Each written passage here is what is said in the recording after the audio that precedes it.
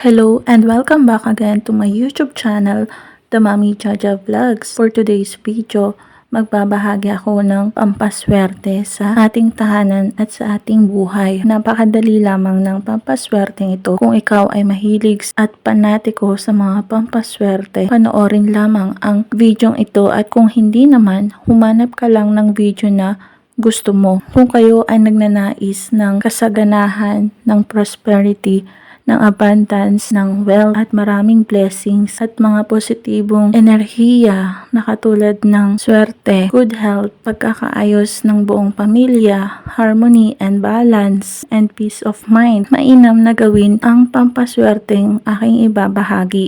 Ito ay ang paggawa ng wealth bowl. Kung hindi mo pa ito nagagawa at kung ngayon mo pa lang ito narinig, huwag ka nang magpatumpik-tumpik pa na subukan at gawin ang pamamaraan ng pampaswerteng ito. Mangangailangan lamang tayo dito ng mga babasagin na bowl. Kailangan babasagin. Huwag tayong gumamit ng mga plastic dahil ang plastic ay nag-aakit ng negative energy. Ayaw natin na iyon ang ma-attract. Ang gusto natin ay mga puro swerte, mga positibo lang. At lalagyan ng kahit konting bigas ang bowl. At saka mo ito lalagyan ng maraming barya. Kung meron kang mga crystals, pwede mo din itong ilagay sa iyong wealth bowl.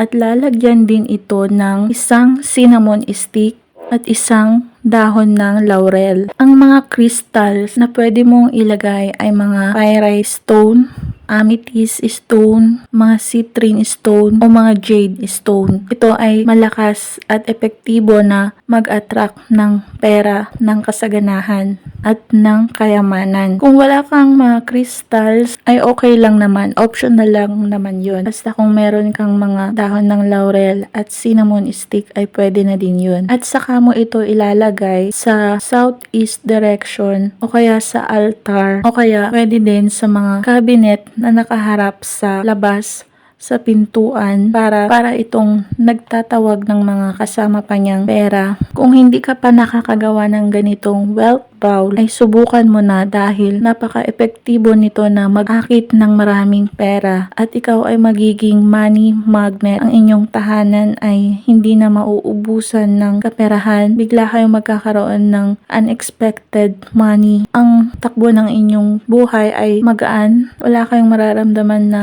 bigat. Kung magkaroon man ng mga problema ay maayos din at hindi ito gaanong kabigat o kaseryoso dahil malulutasan din ito agad-agad. Pwede kang gumawa ng marami nito na pwede mong ilagay sa altar ninyo at sa cabinet na nakaharap sa labas o sa iyong kwarto na nakalagay malapit sa bintana. Kung napanood mo ito at pakiramdam mo ay gusto mo nang subukan o gawin, ay huwag ka lang magpatumpik-tumpik pa dahil napaka-epektibo nito. Tiyak na magiging money magnet ang inyong tahanan. Ito ang magsisilbing pampaswerte ng inyong tahanan. Hindi na kayo magigipit at makakaranas ng hirap. Ang maaakit nyo lang ay mga pawang positibo, mga swerte-swerte lang sa inyong buhay. Tandaan na ang mga ganitong pamamaraan ay magsisilbing gabay at pampaswerte lamang. Tanging ang ating pagkilos, pagsisipag, pagtsatsaga, pagdiskarte, pagtatrabaho at ang manalangin ng taimtim sa poong may kapal ang siyang makakatulong sa atin para tayo ay